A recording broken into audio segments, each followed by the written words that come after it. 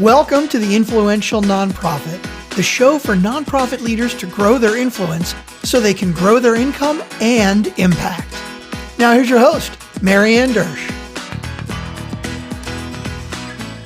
Okay, so welcome to another episode of The Influential Nonprofit. This is Marianne Dersch, your host. I work with nonprofit leaders to master the art of influence so they can raise more money without feeling rejected or pushy. And today I'm with my friend, Corey Kupfer, and Corey is not a nonprofit. He is an entrepreneur, and you're kind of a badass. So you are a deal maker, 100%. That is to your core. Like, I'm just going to say deal-driven growth strategist, negotiator, deal maker, speaker, and attorney.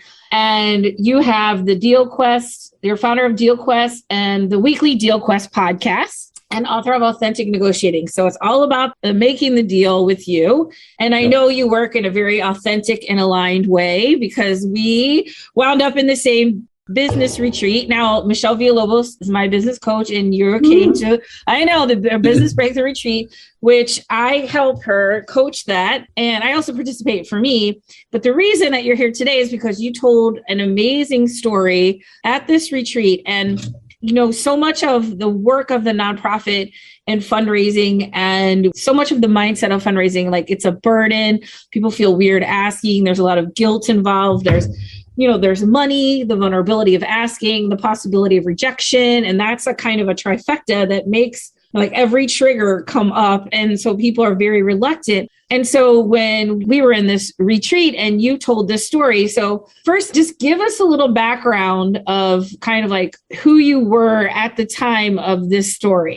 Sure. Yeah. So I grew up as a lower middle class kid in Brooklyn. We were never poor. There was always food on the table, but my parents lived a paycheck. I remember my dad used to divide up his paycheck into little cash and envelopes, for rent and electric and, food. Yes. So that's my background. So my parents were, great and kind people, but I had no background of giving to charity or, putting money in causes. We didn't have that excess money. Right. So by the time the story that you want me to tell is started, I'm in my, 30s. I've established my own law firm, but, I'm just, at the point where I'm starting to, make some good money. I had taken, I had started out a big law firm making good money, and then I started my own firm, and there was time to build that up. And, I had student loans I was paying back, all that kind of stuff. So I was doing okay, but it's not like I had a lot of excess money. And also just mentality wise, I had, maybe I'd written a $75 check to something because somebody asked me to support their cancer run or,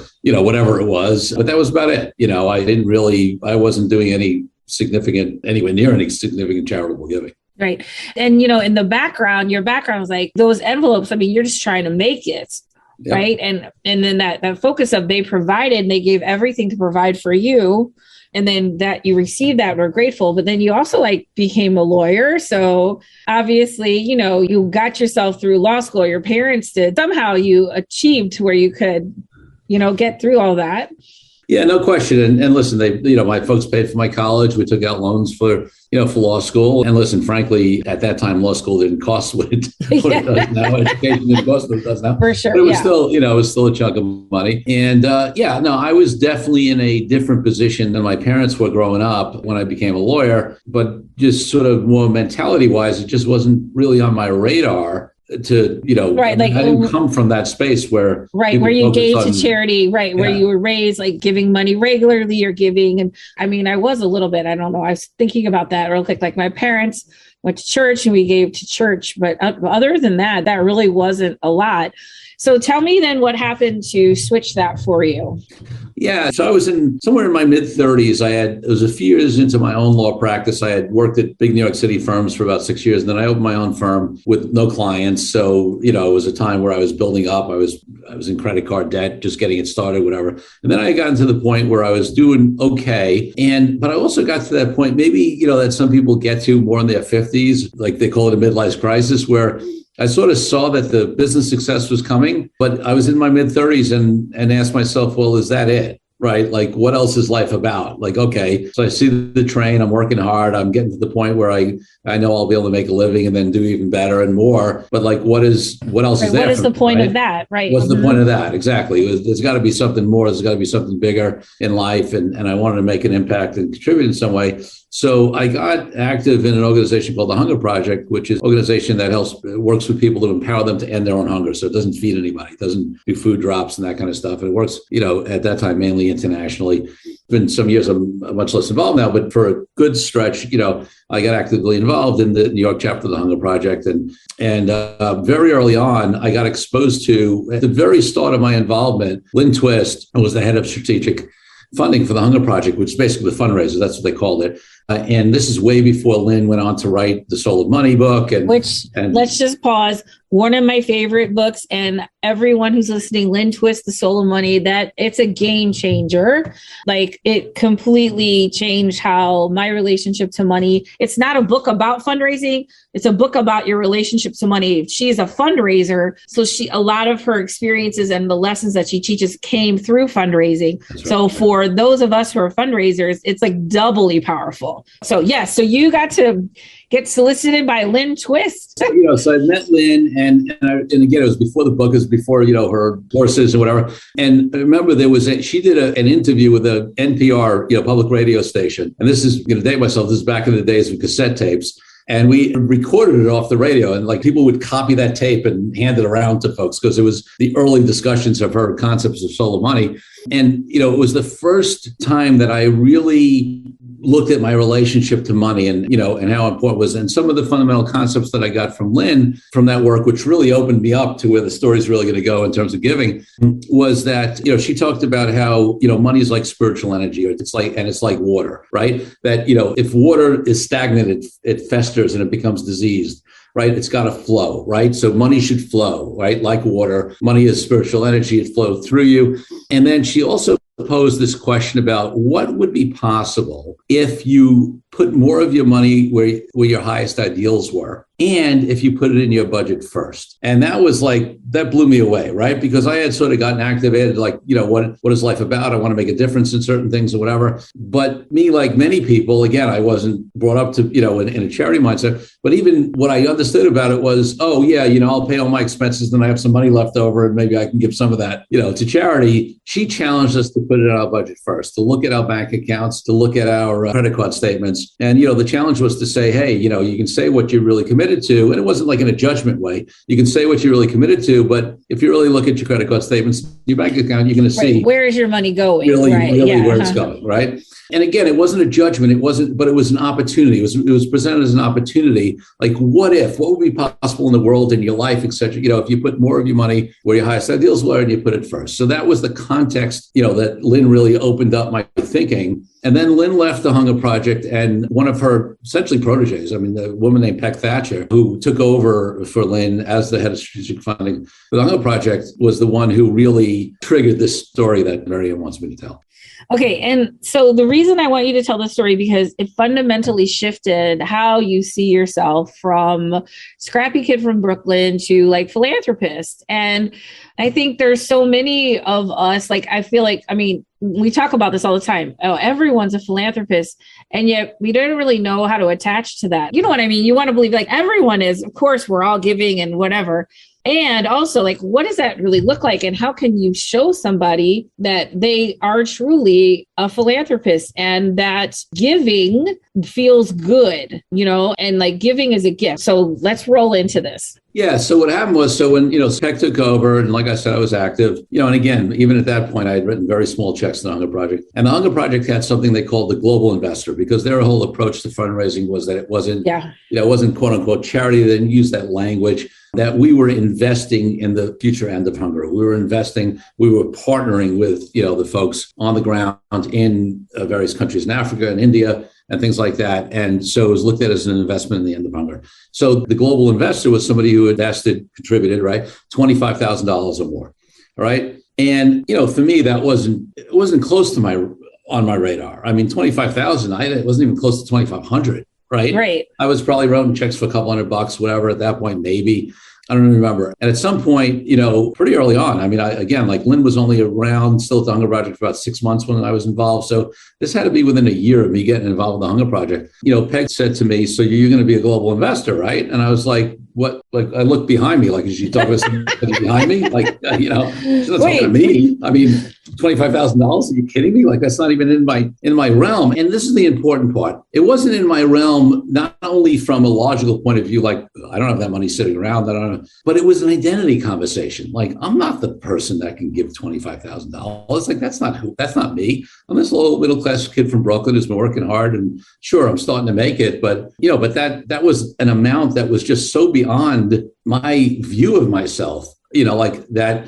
But the thing about it was that Peg did it in a way, and again, it was the same way Lynn did it, where she wasn't just trying to get money out of me, right? She truly saw me as that person. She saw me in a way that I could not yet see myself, right? And some of us in various contexts in our lives have been blessed to be in a position, whether it's related to money, unrelated to anything else, whether it's related to confidence or becoming a speaker or a successful business person or good in your career, whatever it is, where people have seen more in us than we've been able to see, in ourselves, right? And it's always, anybody who has one of those stories is so appreciative to that person, and it's a blessing. And Peg really saw that. She was like, you're a leader. You're, the way you show up here, the way, whatever. I mean, like, why wouldn't you be a global investor in the Hunger Project? And it was only months later that I wrote my first $25,000 check, to the Hunger Project. And you got to understand something. At this point, I'm not making hundreds of thousands of millions of dollars. I was, I don't know. I mean, at that point, maybe I was netting 100 something, and I was living in New York City, right? Paying rent. Like, I didn't have, like, that was not money that was available. I needed to look at, in order to do that, I needed to do what Lynn challenged us to do, which is, what happens if I put more of my money, where my highest ideals are, and put it in first, and then design my life around that? And that's what I ended up doing. And it's such a radical shift of, like, we think of charity as, okay, we're going to pay for everything, and then here's what's left over, right? Like, what's the easy thing? What's the thing that, I don't want to say it doesn't hurt, but like, that's not going to upset anything, right? Like, okay, whatever I have off the top. And then the concept is like, no, you put your ideals first and you invest in the world that you seek. And then everything else comes from there, which is a complete shift from, I would say, the cultural norm. No question about it. And it's a powerful thing, because as a fundraiser, like, I'm not a fundraiser, right? So it's not what I do. But I've obviously been solicited by plenty of folks, right, who look at me to write checks for various things.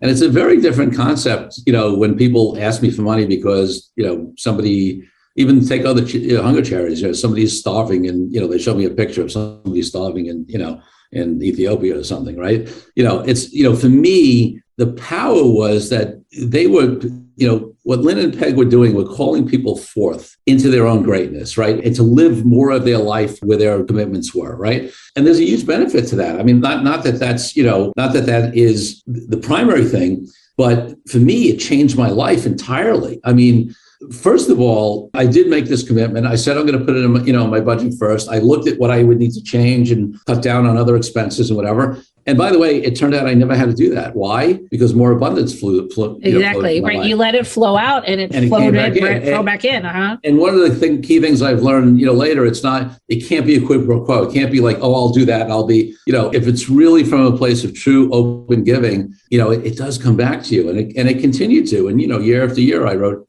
checks of $25,000 or more for many years when I was very actively involved. And it changed my life. I mean, it ended up, so as a global investor, you also get to go on trips. So I went to Ghana in 1999 and went to villages, right? And met with the partners there, right? And I get even choked up to this day, it was 1999. You can see it's still emotional for me. I had little kids taking my hands and taking me to their homes, which were, huts with no running water where they're sleeping on the ground, and show me where they sleep and where they pray and where they eat. And this was not, again, these were situations where people would train to make pottery that could be sold on the open market, to plant pineapples, to, do things that would end their own hunger. It was an empowerment model. And because I was able to make a commitment at that level, I got to have those experiences. And I remember my first trip in Ghana, I redefined myself as a world citizen, which totally changed my whole outlook on life, right? I'm a part of the human community. I'm connected to everybody in the world. that has caused me to go on to a lot of things I do, whether even in business. I'm active in an entrepreneurs organization that's a global organization. I connect to people around the world, and my personal growth, my financial success, my connectivity to human beings, my satisfaction in life have all been exponentially higher because I was called forth by, Lynn and Peg. Right. And so when you look at, I talk about it all the time, fundraising isn't a burden. It's a gift. It attaches people to their power and their passion. So that their power and their purpose. So their power is like the assets they have and what they have to give. And their purpose is the legacy they want to leave. And that is amazing. And then calling somebody into that higher, because we sweat the major gifts, but it's like, but the way they did it was, was not calling you out, right? Nope. But calling you into the greatness, calling you forward. And it's just so simple and so brilliant. And I think when you told me the story, I was like, this is why fundraising is a gift, because you gave that gift. And not only did you give it and like you thought you were going to have to scrimp a little, you did it in faith, right? And trust. But then also that what flowed into you was 100 million times more than what flowed out. Yeah. I mean, even just like that life change, like it allowed you to reshape your identity and then keep reshaping it with those experiences and be connected as a global citizen in a way that would have never happened if you were going to be writing like $1,000 checks, right? Here's a little bit, I did my part. No way. And it totally reshaped my relationship to money, right? And that's, I'm convinced, not just when you change your relationship to money, right? It doesn't only affect the giving part of it, right? It affects the ability to earn, attract it, receive it. And, what's powerful for me, because I've continued to do a lot of work around money because I think it's super important over the years. And one of the things I found, and even Lynn used to talk about this back in the day, she still does, and she's raised hundreds of millions, billions of dollars. Like, it's ridiculous how much money Lynn's raised over the years, right? And one of the things I remember her saying early on that hit me really strongly was that one of the things she had to learn as a fundraiser that made all the difference with very wealthy people, because she used to go and sit down in front of people who had millions, tens of hundreds of millions, billions of dollars, right? And then, they wouldn't write a check for hundreds of thousands or even 25,000 like I did, right? And she used to get upset with them, right? It was the early days. I'm going back now, right? 30 years. It was the early days. And when Lynn realized that no matter how much money people don't have or have, people's relationship to money is not necessarily, especially in this society, healthy, right? In other words, there's still issues. They could have billions of dollars and still be in scarcity. They could feel like it's not enough. They could be afraid of somebody taking away from them, which, by the way, because a lot of people are coming at them, right? Everybody's looking for, everybody's, One of my mentors grew up really poor. And then after amassing money, he kept making money and losing it. Then he realized it's because his mom taught him that rich people were selfish, right? And then it took him a little bit, but also very protective because, people coming at you, right? People coming at you. And, and so you tend to be very protective and you like, oh, is this a true relationship or is somebody, I had a friend who won the lottery and people came out after, is this a true relationship or people after me for my money? And because of that, they tend to close off, which is understandable. It's totally understandable. So I remember when Lynn said that what shifted for her is when she was able to have compassion for the rich. Mm-hmm. Right. Because, she realized that just because they had all this money didn't mean that they didn't have issues with their relationship to money. There wasn't fear. There wasn't scarcity, all this stuff. So she was able to have compassion for the rich and then call them forth from a much purer, much more grounded, much more generous and giving and understanding and compassionate place to put more of their money where their highest ideals were, as opposed to judging them, right? So, no matter where you're at, this opportunity to shift your relationship to money, and not only, listen, just even on math, it's had me be way more successful than I ever would financially. But then beyond that, right, the relationships that I've built, the things I've been able to impact, just my own personal internal view of myself, right, and how much impact I can have and who I am and being comfortable with who I am and confidence. Like a lot of that has stemmed from this initial thing with Peg, based upon Lynn's teachings, seeing me as more than I could see myself. Yeah, that's the key there. She saw you bigger than you could see yourself. And really, that's the work that I do, right? Then I work with people. Like I had conversations with people today. Like I want yep, like I can see that version of you, that higher version, that next evolution. And she could see that in you. And also one of the things that you said is like, you showed up as a leader there. I think there was something about you and the way you present that she was like, because the way you come in, you're leader and like she was tapping into something that she saw.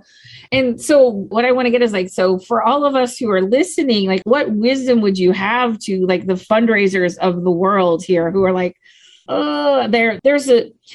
go ahead and say that. I'm going to say something else. You answer that for me. Sure.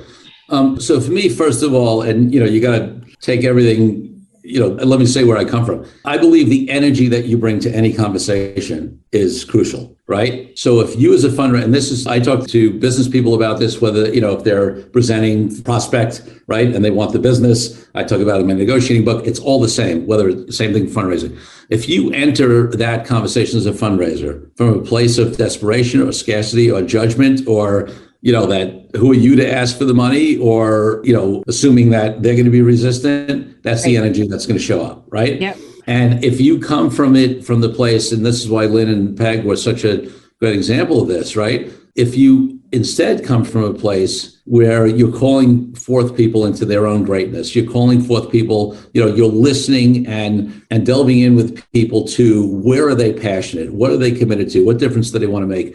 And then tapping into that and giving them an opportunity to do more of that, to find themselves in it, to make a bigger impact and be compassionate to wherever they're at. If you come in with that energy, I think it's going to make, to me, it made the biggest difference. And again, I see it the same difference making itself in terms of being able to close clients in business. Right. It's any kind of deal. Energy precedes outcomes, which is and there is an underlying, and so if you're coming in with fear and scarcity, what you put out is exactly what you get back. And that's why you and I, we work hard, we cultivate this. This is something that we work on because I'm intentional about what I put out because I know that's what I'm going to get back. 100%. And I love, and that's what I would say too is, one of the things I teach people is releasing the outcome, right? Like you can hold space for that's something I really would love to have happen and I'm okay no matter what, and allowing like whatever you decide is totally okay and meaning that. And because the more power you give people to make a choice, the more likely they're going to choose what you want. But the more you push, the more they're going to shut down. And which I think, is evidenced by that. But I want to go back to something you said, because I think this is a big thing is, having empathy for wealthy people and coming from a place of kindness and empathy. And sometimes that's hard to access because, you have so much. And what I tell people is you can't raise what you resent, right? Yeah. Like if you resent money and if you resent needing money and you resent people who have money, it's going to be harder, not going to say but it may be harder to connect to it. And for fundraisers, and this is what I work with people on, it's like reshaping your relationship to money so that you can receive it. And that book was The Soul of Money that Lynn Twist wrote, was one of the biggest things that showed me there's a whole new way to look at this. And my life is better for it too. It's just how I see money is so much different because of some of the work, this book and other books, and just learning from people. Because underlying all of this is that abundance, is that the universe is infinite and powerful. There's enough for everyone. There's more than enough for everyone. Yes. And we don't have to worry I have to get my pie because there's only so much. It's no, infinite is infinite, powerful is powerful. There's money everywhere. And it's just a matter of opening up. And if you're deep in resentment, that can feel hard to do. So I'm just encouraging people this may be a foreign concept. It takes a little time to unwind because so much of what we learn about money in our culture is you better hold on to yours because it's going to go, and you're only going to get so much and you got to hold on to it and you got to watch every penny. And then this book is let it flow because it's all going to flow back in. And I'm working with this on my spouse right now. I'm let it flow. He's what? So, but it's a whole different way of looking at it. And what I say to people is, which is exactly what you did, Corey. You made a decision from the vision instead of your current circumstance, right? So making decisions based on the vision that you hold instead of your current circumstance. And that's what I call people into doing is like, oh, I don't know if I can afford it. Let's make a decision from that higher person that you want to be instead of your current circumstance. Because if you only make decisions from there, we're not going to be able to really move needles at all around here. That's so true, Marianne. It's right on the mark. And that's why I think, for fundraisers, there's an opportunity. And I know this could be hard, especially if you're meeting with people you perceive as super successful, very wealthy. Like they can be very more money than you do, more Mm-hmm. success than you do, all that kind of stuff, whatever is this. You have an opportunity to be a contribution to them. Just because they have a lot of money, just because they have multiple businesses, 12 houses, whatever it is, right? And they travel the world, doesn't mean that they have everything together. In fact, nobody does. And a lot of them have major, issues and whatever. So if you believe that, why should you be in the room with them and you're barely scrounging for money, you're not going to be that successful. If you really believe, and it's true, you have a way, if you have this understanding about money and you have a passion and commitment for whatever you're raising money for, and you believe that you can go in there as I believe you can and give them an opportunity they don't yet see, right? Whether that's, connect them to a cause and have them be more fully involved with something that they're passionate about and the benefit they'll get out of that, or having a different relationship to money, whatever it is, there's something you can be a contribution to them. And I think if you go in with that attitude, and listen, again, I relate it with a business, I don't do fundraising, but it's very parallel, right? I come from a service mentality, right? When I get on a call with somebody as a prospect for my business, one, I'm not attached. Sure, do I have a preference? If they're good people, I'd like to work with them. Absolutely, right? I'm not going to be laissez-faire about it. I'm not going to be, I have a preference.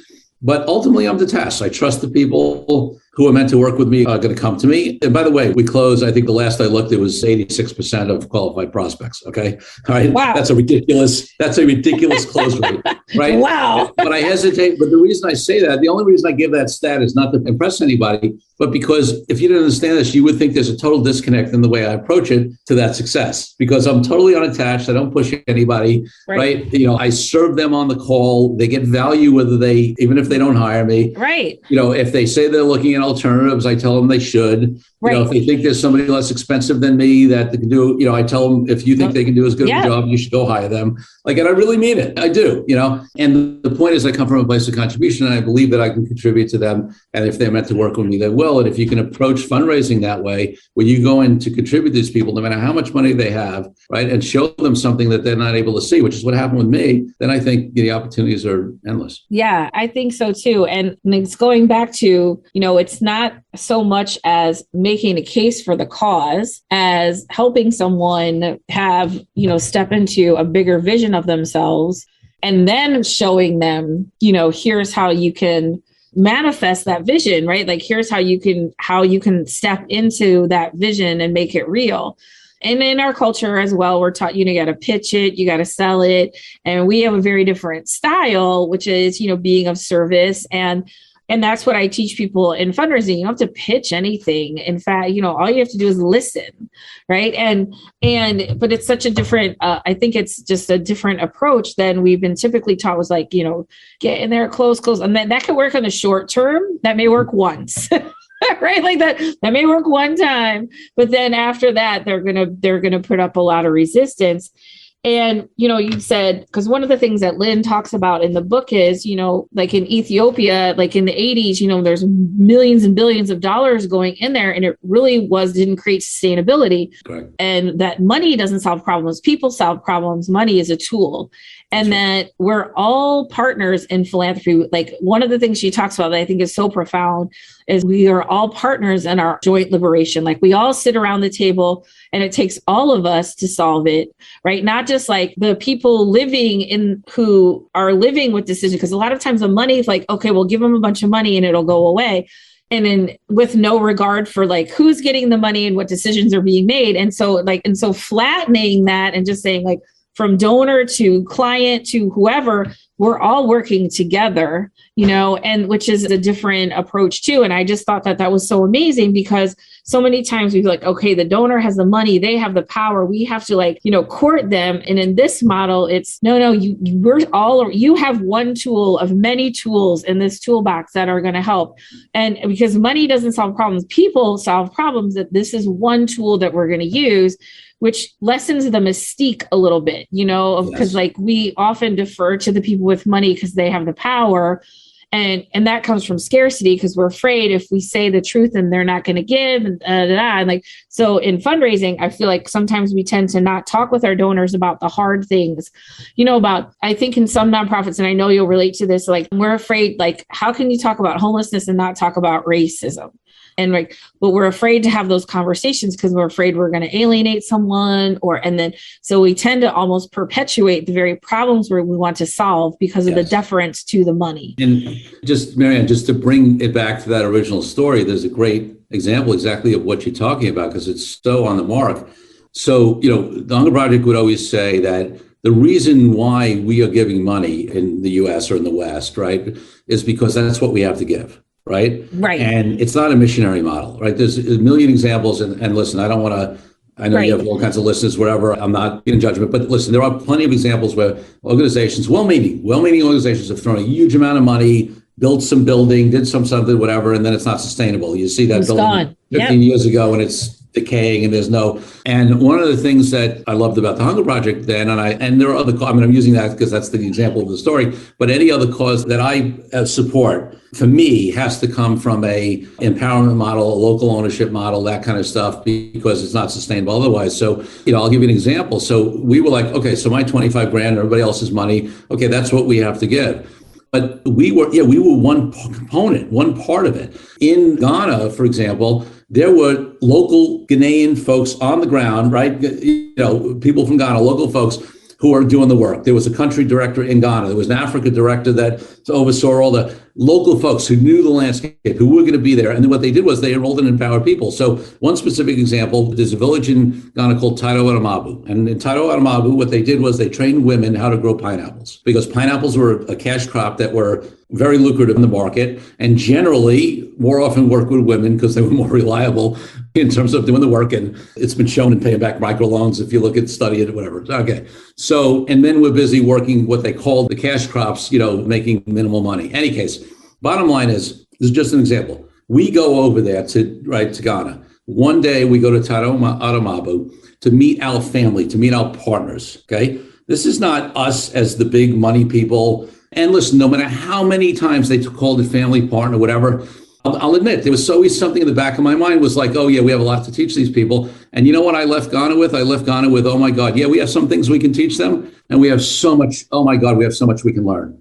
Mm-hmm. I mean, the sense of community, the connectedness to land, the working together, the welcoming, we would come into these villages, right? And again, we're talking about villages with, where the women would have to walk down to the river to get water, right? Where, maybe they would get a well and that would be, and they would have a ceremony and they would greet us and they would welcome us into the community and they'd be dancing and still impacts me, right? The connectedness to the people there on the ground. And like I said, little kids showing me where they live. And then when you find out that teaching women how to grow pineapples and then connecting them to people to the ability to sell those, not only did it help those families to sell the pineapples, well, what it also did was it led to the community having more money, which had them be able to build a school, which they didn't have before in the community, so that the kids can go to school. And then when you find out that when the kids go to school, especially girls, that girls get married later and they have fewer kids, right? Because traditionally they would get married at 13, 14, 15 and start having kids and have 8, 10 kids, right? So now education rates go up, right? Marriage ages go up, birth rates go down, right? All of this stuff creates a sustainability chain of ability. So it's not just planting pineapples, it creates this whole thing. And all of the different people, and most importantly, the folks in that village, right, who are planting the pineapples and going to school, and the girls that, right, that's the impact. And just the money we provided was just a little piece of that. But I'll tell you, the ego boost of being the money guy is so minuscule compared to the benefits that I got, right, when I would spend time. And I also went to Uganda and I went to India and I did a number of these trips, right? And you would see the impact, right? You would see it. And when you heard these statistics about girls and education and birth rates and the success and the ability that they had to go on, I mean, the level of satisfaction out of that, the level of, sense of impact and difference that, that my little check got to make is, way beyond whatever, if I name some, if I got right. named some program at some charitable event, right? And again, I'm not putting that down. I'm not making a judgment. It's just for me, what they gave me, what the folks who were the fundraisers gave me the gift of, was for me to get more connected to my passions, to see the impact I made, to have me change as a human being. I mean, you see how emotional I get when I think back to 1999, 2000, right? And that's followed through in other things that I'm involved in for, since then, for the last 20 something years. Right. Well, that's amazing. And I just want this to be such an inspiration for others to know, like, a gift changes lives, and it's, attaching you to so much more in that vision of yourself. And thank you so much for sharing this with me. This is exactly what I wanted. When we were in the room and you told the story, like, you're telling that on my podcast. So yay. Yeah, I didn't feel like I had much of a choice, but I'm joking because you were like, you're coming on my podcast. I'm like, absolutely. Yes, you are. No, I mean, listen, I really appreciate you having me on. If anybody was inspired to give more, or, in terms of the fundraising folks, to be able to have an approach that will stand in their power and ask for and really tap into somebody and instead of sweating it out, looking at it as, an opportunity to just ask people to step into their greatness. And that's a message that's always good to hear from all of us. So thank you so much. You're welcome, Marianne. All right. And this is another episode of The Influential Nonprofit. If you want to learn more about influence, growing your influence so you can raise more money, you can go to theinfluentialnonprofit.com. I have all kinds of goodies there you can download, including my really cool ebook called Stop Sitting Back and Start Making Change. And I go into a lot of the concepts that Corey and I talked about here around your relationship with money and different things like that. And so you can find that all there. And I will see you next time on The Influential Nonprofit. Thanks for listening to The Influential Nonprofit with your host, Marianne Dersch. If you enjoyed the show, please tell your friends and colleagues about the podcast. Also, check out theinfluentialnonprofit.com for more resources on growing your influence so you can raise more and do more.